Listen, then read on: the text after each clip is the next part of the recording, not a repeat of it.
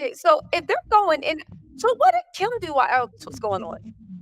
Nothing. Sat there. Hmm.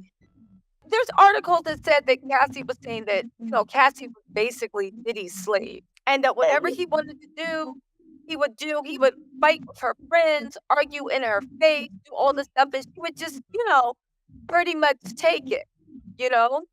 Do you see similarities in the way Kim Porter acted that you saw in the way what Cassie described her experience to be?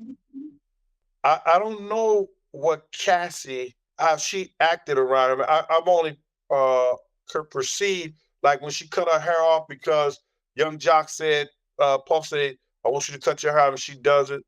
Um, I don't think he had that type of control over Kim like that. I think Kim did the things that she kind of liked to do, and she got caught up in doing the same things that he liked to do because she liked women too. Okay. So What about all these things of saying that, like, there were so many girls around Diddy that a lot of them were, like, young, like, little girls that didn't have any business being there, high school students and whatnot. Like, what was that thing where little girls were just going in and out?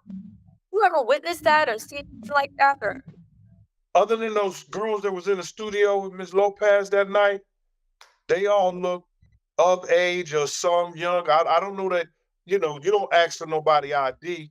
The only girl that I can ever say that was young and she had to be over 18 or 18 years old, and that was Kim's babysitter of the Christian. girl that Recent Diddy babysitter. was sleeping with? That was one of them. Wow. After Kim But found out that I knew she was about 18. In New York State, it's 17 years old. Uh, it's legal, but I knew she was about 17 to 18 years old. last question, when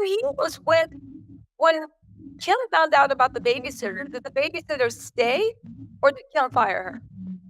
I don't know if she ever found out. Uh-oh. Okay, I mean, that's a good one.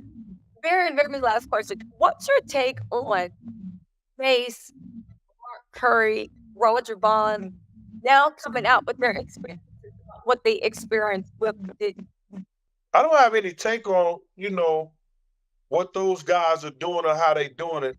I didn't have no reason, no monetary gain for doing this. What he did, to people that I love, and he claimed that he loved them too.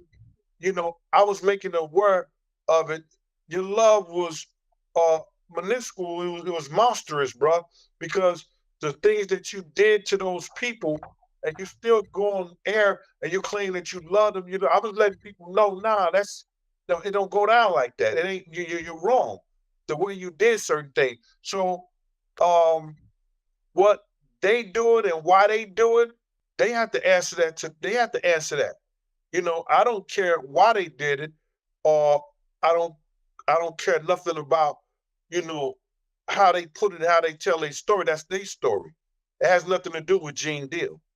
definitely. When you say that Puppy's love was monstrous, though, to the people that you care about, what do you mean? The thing they did to get BMF and Wolf going at each other. You understand what I'm saying? Like what? Like we spoke to him. He promised Wolf his 300 some $1,000. He told Wolf he didn't need Wolf anymore. I don't need you no more. I don't want you dealing with you no more. And Miss Jones, Wolf's mother, and I hate to talk about this, but these are the questions people ask me. Miss Jones let me hear the fact that the investigator said that they had all their phones tapped. And Puff told Meech, when Meech was calling Puff to say, yo, man, get your man, he bugging.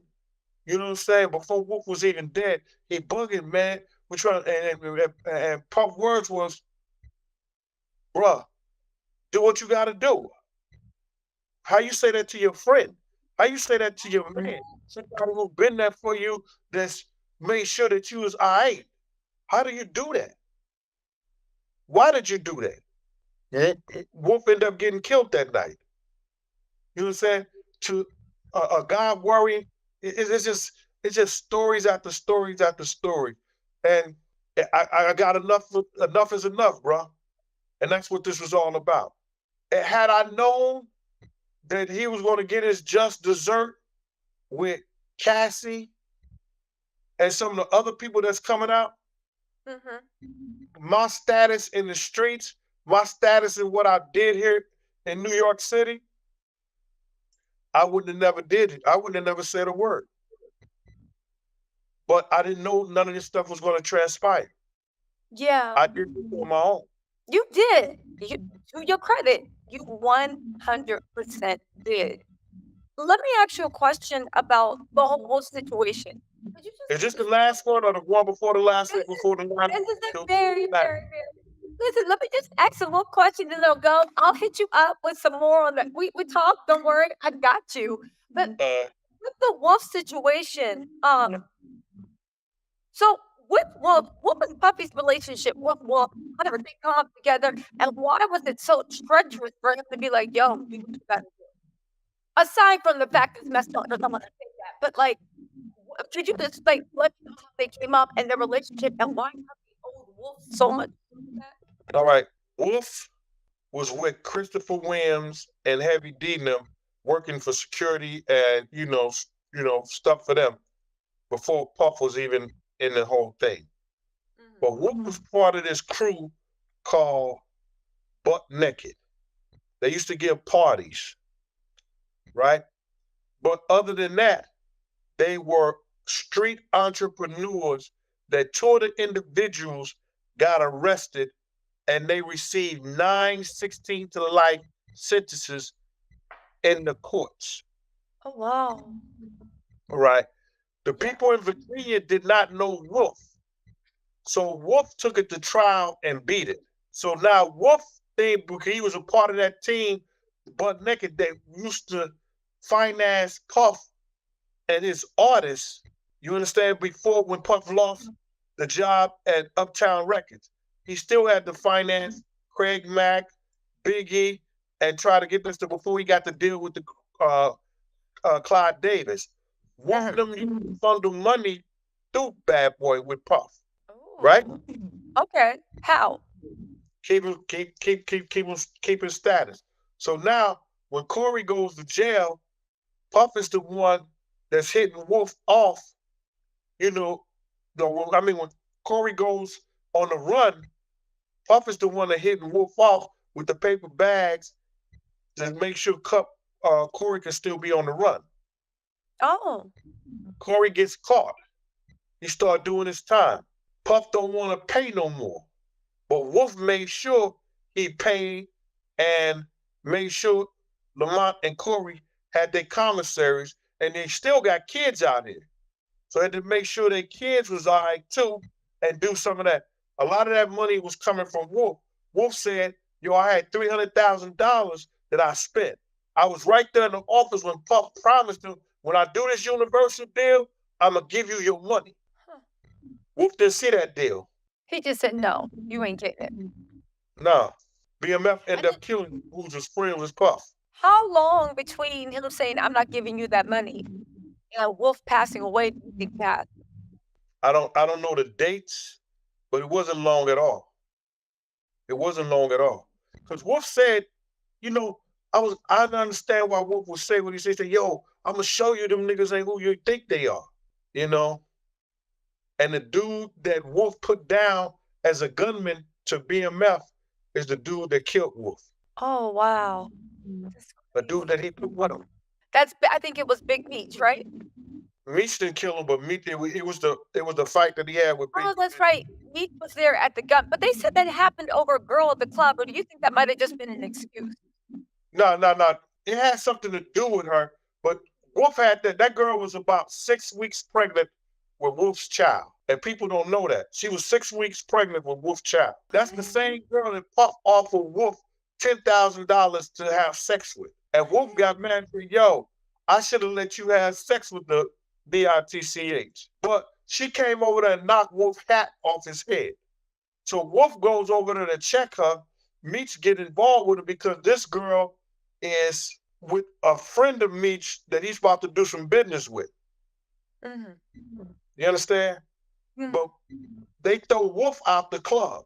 Him and Renz and them, they throw them out the club. So it led to one thing, led to another. Meech tried to come out and talk to Wolf, add some words. Meech and somebody else got shot in the leg, and Meech got shot in the buttocks. And one of the dudes that Wolf knew got close enough because Wolf told him, since I know you, even though I put you down with being meth, I told Meech to put you down because you was like that in the street. He ended up shooting Wolf and killing him and So Red. when did he get the call about, "Yo, get your boy"? Was that a Meech day called him while he was in the club, going in the back of the club. Meech called Puff. What? And this is what Mama Jones is letting me hear from the investigators through their wiretapping. What? Yo, Diddy got a problem then. That slowed down. And he said, "Do what you gotta do," and the next thing you know, that was the last night anybody talked to Wolf. Yep. And Riz. Amber's so how did Diddy act in the days after that came to pass? How did Diddy what? How did he act after when Wolf was assassinated, Gave basically? Meech a party. What? When Meech got out of jail, he gave Meech a party. What? What did everybody say about that? Like, the people, because you know, everybody knew. Like, how do you do that with no shame? I don't know. I had a conversation with Meech myself. We met in Cancun. He was in the presidential suite at the, what you call it, Ritz-Carlton. He invited me down to the room. Big man, come on down to the room, man. I said, Meech, listen here, brother. We was all family. We was all cool. I don't know what happened between you and Wolf. And I didn't know the conversation he had with Puff at the time until Mama Jones told me later. I said, what happened with you and Wolf? That's two men dealing with shit. But I can't drink with you no more, bro. He shook my hand, I shook his hand, and that was it. Wow. Now that is wild and sad and just like, that's evil. That is evil.